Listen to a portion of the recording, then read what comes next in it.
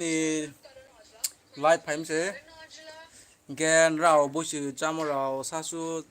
mặc mang kia mày rồi chắp bay tục một mấy rồi xong xe là lai hà cho là bố sự rồi mà ra theo bị bắt là yếu mong sao rồi là chồng phụ anh cha lại phải hả chắc là sao bây giờ lấy cô bố sự tay mua à live phải đi guys bố sự nè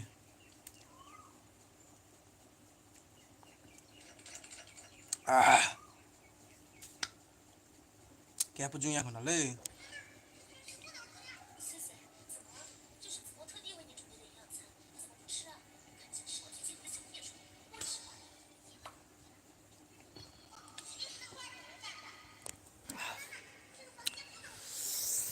Pre Mojendra se naik tumle ki duk sini Mojendra ơi Mojen ni khai cũng mà để xí Mojen ni Mojen ni khai cũng mà để bảo ya bảo tụ co bảo ha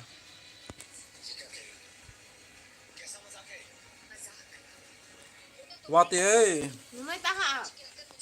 Watiจะphải này đi ra cái trong tổ chỉ là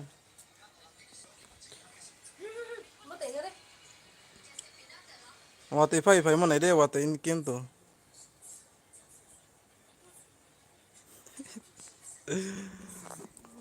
Mojen to lên tiêu pino Mojen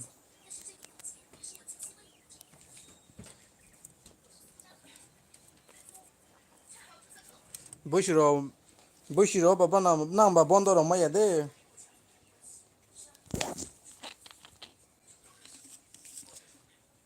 Tiyo khai là mo guys này đi khai bạc chọ coi lại mà sẽ khai sẽ lau ga ya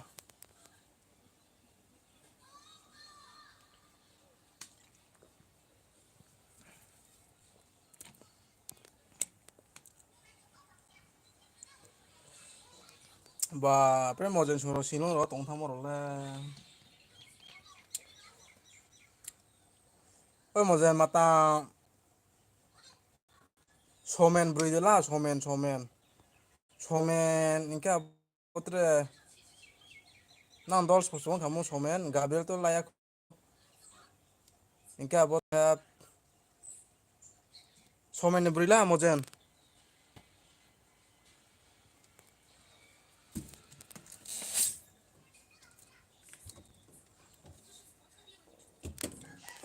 nagare botini bom pho tùy mà sẽ pho cô lùi tham mi tùy anh chama ya cái bò nó nụ bay tông há to sa rồi mà khi tụi mày phía char cho nó này to Mojen sang sẽ comment khi tụi lấy tre po comment khi lại đi sning lại ya được mà mong mi tụi mình qua bài cũng mấy tụi nó cái bài cũng mấy na live phải tụi sao một cái này cái cho nó này yo cái cho nó lại to ha comment khi lại đi cái je này anus ni amar apa comment khi sama yo para rom tui parani mung tui yo hipo sung mayo cái bot live ni duyo ang bais ni mayo na kina wa pre satong grami taklele BOISU ni mongso tongso ro pachama yan cha satong mi maki pain mase angles ni ya just one angke jang matan se tuinani area ni tuinani jila ni ingke aini para ke chapia para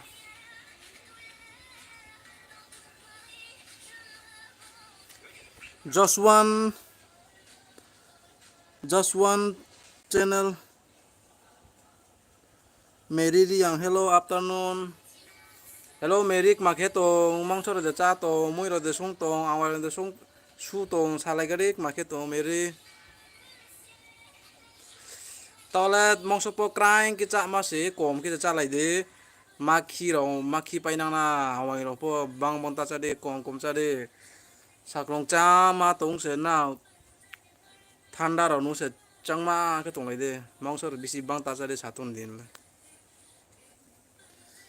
angkla jampui ni jamai jampui de bo masio jampui yo thangnai jekke bo thangnai jampui yo taklai thangni mono ajang asam ro thang bere phemo ke ba thangmai antha jampui yo aro jampui hill parachute ro kama aro jaga thangni chongme hingke aro jampui samono ang snilemo po tongo bang no thuo no jampui thangke ek sata le chubinai hingke je jampui area hingke ajo chini bru parakta khasnam para yabode ma himora pa bere binai thangke hingke rao aini channel nai ye sniye tongmo ke ang thang pora pono ang bai kau salai phemayo hingke dol po friendship pong lai mayo arna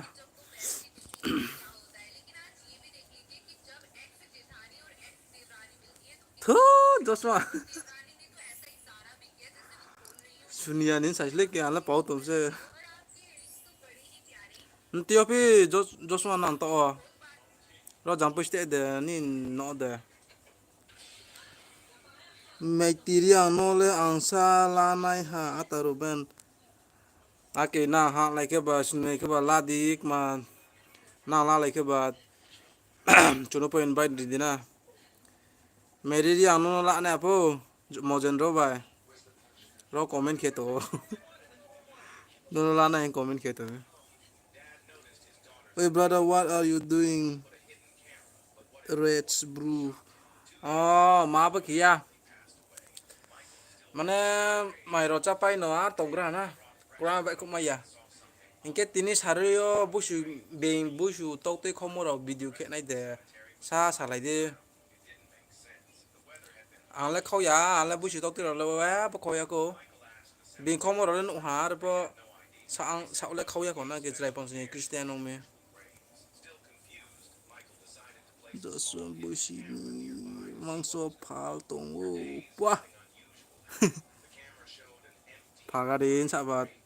busi romba sala discount di na just one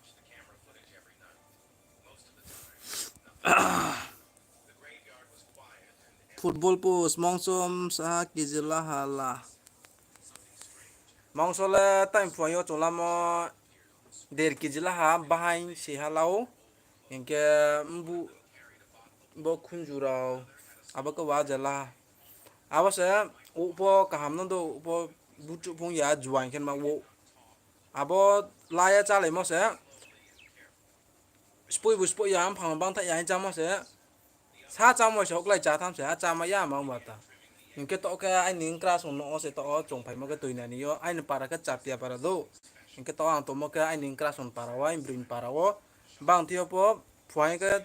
1.5 kg no cha phai ha 1.5 kg himo phai hala cha phai na ke mongso ingke ro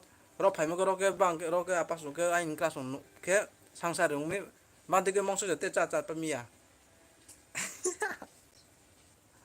ya ke mi ela tom sa mongso le mai cha ya ko ro phai mai cha phai din hinte la gai di la phai di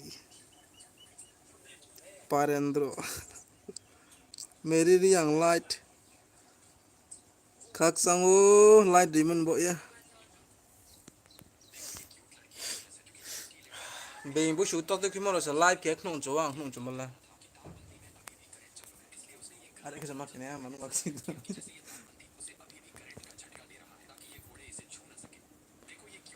nalek mak mak ke pai to sajao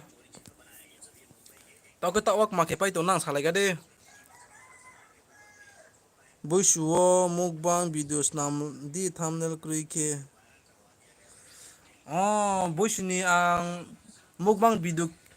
banang pai no time po phwang yo mukbang video banang pai no upload ke te hando arpo public ke konche aro mukbang video khetni yo mangso ingka mbu subai ber mektoi abo mong thamse bisi binikele cha thaw gele khenle khema yar bo mukbang video ke khema to 7 minute ma abo khnai ro ang public khene nang no na ke abo mukbang video ang khe tomo to aro chin o abo ke chin ona ka abo mukbang videos namo ke chin o mi moi pot ke bang tha ya mong tham so je arno ke dia mani ra in ka song tio mukbang video ke angke ta nai thoka muse roke moi 4-5 kan pot kau na ke mairang pun thanai roke gero ke nai thong nai arpo arno mukbang video ke mi ro ro khian tami nai thotha ya nai arpo ang mukbang video ke ma to boisu ni boi man se bole je bok nai ro release ke na ang nai sat nai sari ang release ke nai mukbang video tuye o tuye tongo angke ni buile I'm breaking ball này cái đấy bố mua lại tổ còn cái tôm nhá একদম 10 speed phong yàn chém mang khẩu giờ bớt chule mà tổng đó ha bố mua lại tổ guys anh break tông phàm thì nè này cái đấy tông phàm tông mới sẽ nã lý bạch mà với cái tông bay chỗ này tông phàm đó nã lý chỗ nó sẽ chỗ này guys trai cái đó là tôi yêu sao tông mi giang sao Tripura जिला ले sao tông tổ mojen nó bà Shillong tông mong cái bà đó bà Barca ni nó cứ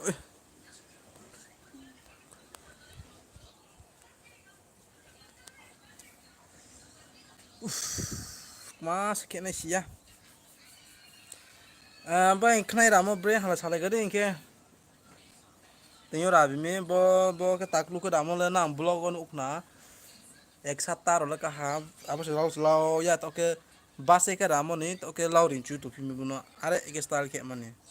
tiếng cái boss ha chụp làm một sẽ 50 টাকা মারি sẽ guys bas itu 5-10 menit mana ya sih 50 টাকা মারি sẽ kau chỉ còn kia đi mà còn kia maka tuni ati parendro ini bro saya boleh ini bro lagi kira mayu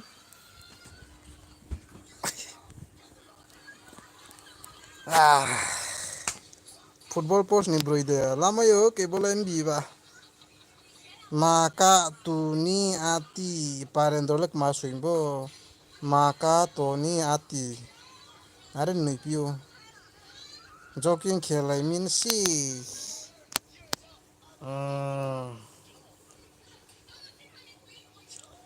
rao live này cái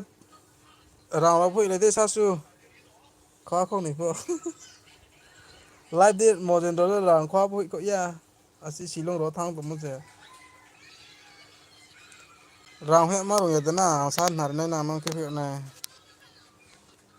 cũng có nó đó live này mình đi on tí đi rao hết này sao này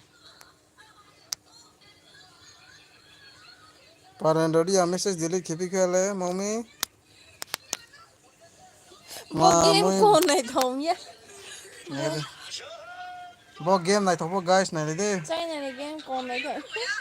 Con phân đi thống nhá. bộ game này làm yêu rang tong pom ma khe ni mai phi nai mà môi bài mai cha hala tini chong phai yo mai cha mo se o hai nim bu ke ha ke su bài bên mai ti be cha ha chong phai ni sa jana cha ya ko song pai le ti ha sa da po mang so no Cái tí này chồng mày chậm mà khác, mày mà khác. ti chi mu sa ka de Ô hai. Hình cái ô hai along. Hình cái a. Hình cái căng là alu pan tập bên mình tôi. Hình cái tê cái bà là tê cái bà là mập tật katakutama mu si ka la tin ni sa jana chong mai cha ma no moi chong song pai de di ti mo ha ek ô hai alo đôi alo tin căng là Char. bermain tôi Pas. tunggu deh bermain tuh Char. Char se angka tê cái bà là uji hang ko char kam ô hai tổng phiếu uji tê pas ka iten ka ta on jura sa da cha ma ô hai cái bà là tê cái là apa kata kuta đi cái masuk mo Sui cái angkro bermain tôi sat wa tis hajaw mai cha man nalega dena sat khan item kao mukbang video dekhe ma cha topla ma khene klayo mukbang video nang po nang chu tonai nai ke cho mak ma mai cha hat BOISU ni tang final ke hale ke har bo ro sat khang nai tem kam ba cha jani moi nang mai cha po nang no video ke no nai live dekhe mo cha live no final ang nang sa ja mai cha po ando ready tong so de ja tai no mai cha nai jo duita ro cha na na ang duita ke tinta o live final do mai cha po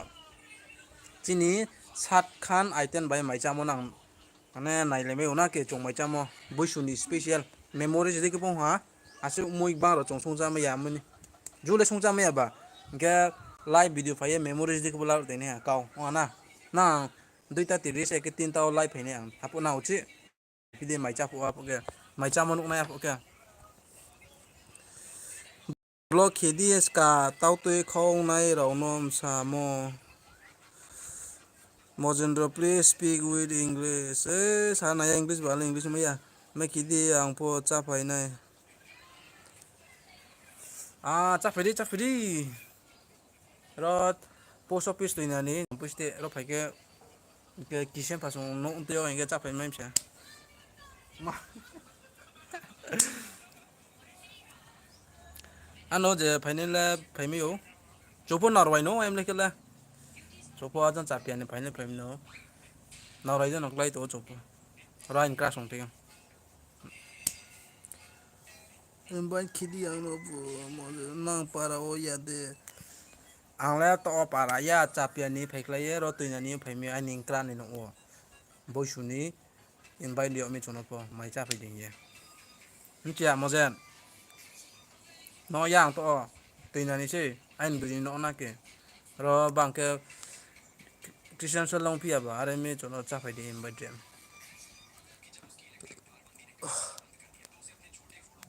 tre jun khine ma ko le cha jun so le ta pole go jun jun ke tu mon ti thang pem bo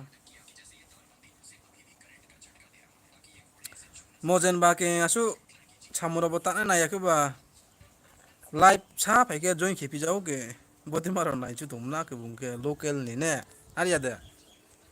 town ro city so to ke para ni video so ja ke nai chu ne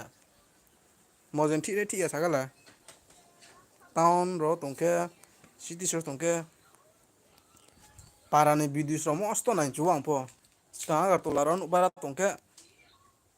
ja ke para ni video so sa ni para ni video ro nai chu mosto ma po ma na yo ke ang ke I know your English student. Rage brew bas pom bitha muro po mu boiso ba suyam se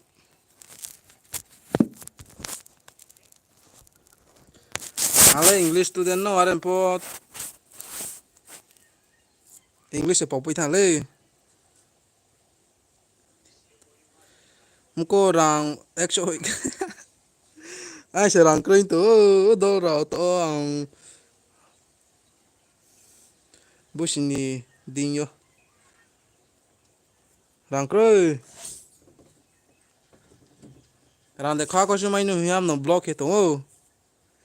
but knai 50 টাকা ramo se rang se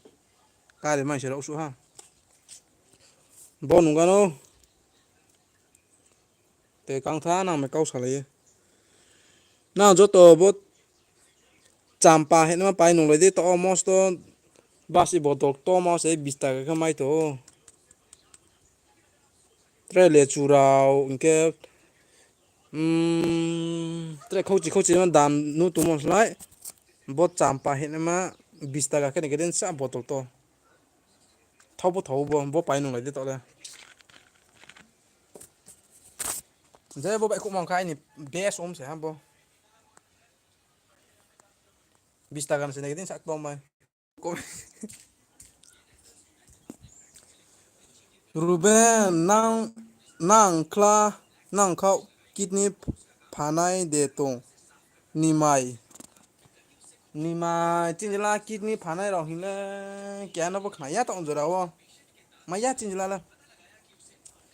no kidney ro samunang to hangke matang tham na nimai doctor thang no songma yo kidney ro samunang to hangke emergency ro nang mongke nimai nung no comment reply dio nimai bo para rok de marok lai kidney rok phanai de hisung samong ke na ke no nono la musli se ro do nai are minu kidney ron samung bokla doctor thangke chanai GB hospital dima jabo doctor to dima doctor to jagao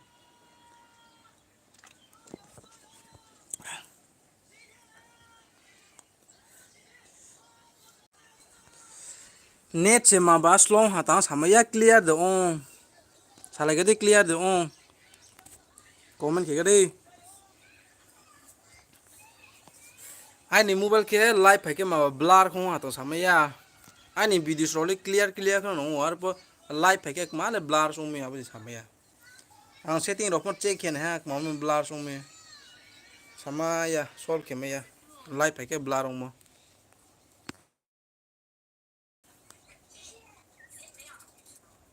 mojen ro pai na abot ni ma hin ma se comment kio bung se pai ni to kidney la bo kidney phanai de sumi ana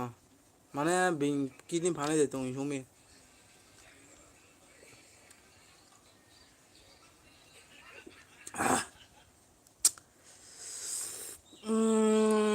sa minute ka tha la 22 minute 30 minute roke off kene ha live nang mai chap o chi live phe kine chini 7 khan item moi bai mai chamon ana phu kine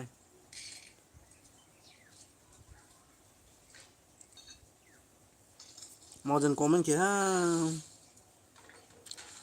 o mojai phun op pai mara ta sasti rang kre khwa pokri ja chin la nane ko bayre ba thamai jaya bo youtube ke mo rang sem po mai na ha support ke na le share pus khela ya na channel na mojen ne support bu ke na suru sang ke sang like song se na beinola channels ke po dol jing dol ke ja ke support share ro khela yo bodi ke support ke di ro hin le ble bo ai channel la ke po bodi ke share ke ye support khene mal kro sikro ma bata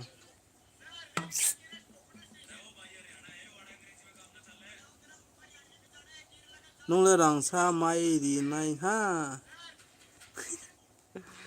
mojen no tren te thang pai tha la mojen sa sa comment so bang thami thine sobita comment ke re sobita nai tung ke ni mai pa sare ni mai comment ke sare champa sobita hai sobita lek ma ke tung to sagare champa champion himya champa se 50 বছর কালে আনলে তাকলে সে মানুষ তুমি মনুলা celebrating 50 plus year omlani mana no bos kamu manu ada takle se manu na 50 বছর কাম se takle se manu ala bola binjila bisi chole tom klai o tripura so pya klai bo na ni para to ina ni de ai ni para so ke bu chapia para po tuinani yo so pya ke no chapia para anja ke pa sim na chong bazar chamo ke tuinani daily se tuinani le phai to o chona tuinani jara phai ke chong malai phe mai nai jo ha se po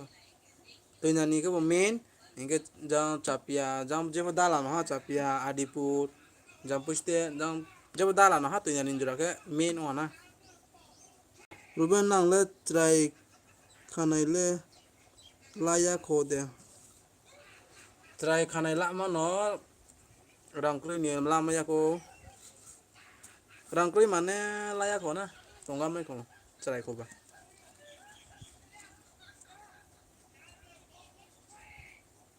lana ai chu ko ba ke sa le ma si de moi income ro ung thang ya le laya hin chung tong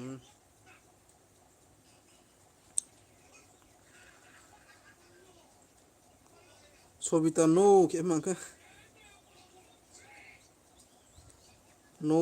masami sobita sagade nok mano sanimi nang ni para la teinani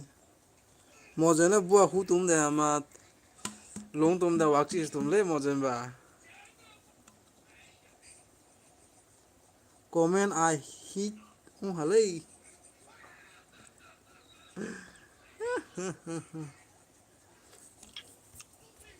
mà giờ là bùa giờ nó lên mà comment lại hit ha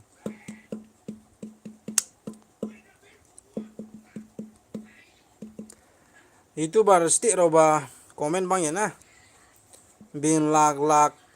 subscriber na mano like phải cái 200 100 ba de matang join khene ma kro join khene ma cho cái wo 3k cho rồi ba 500 জন আর রং না live join khene ma ko bin YouTuber to rồi live phải hàng cái bạn là হাজিরা le mai je ha sa live phải mo baise saisa 1500 la sa mayu ba live phải hàng cái 사만에 하지라 long thao na ke YouTuber to rong ka live phải hàng cái trên là boro em biểu ta mang nam rồi chứ rang mẹ mà là ro ta so loss em biểu loss xong rồi anh em po hostess de khao ha khóc chỉ de mấy pinu kem aton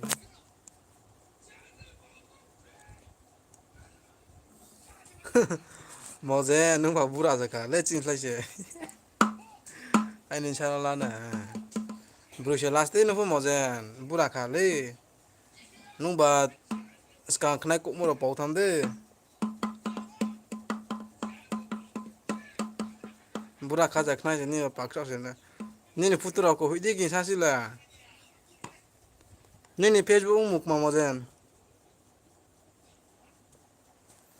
giờ po brilha me ha bura kha ha inkara na duk sini tere bang mas nimo to an duk sim bro la abo gabre po brilha me ha most to bura kha bung ko se phui ha an knau mozen le khnai ro phui khna a skang no khnai ku no này đấy mozen sula rang to mi Instagram ro thong na mai cha pa ma lai na in ketro live bondo khene le mai cha po live he pinai tình ha.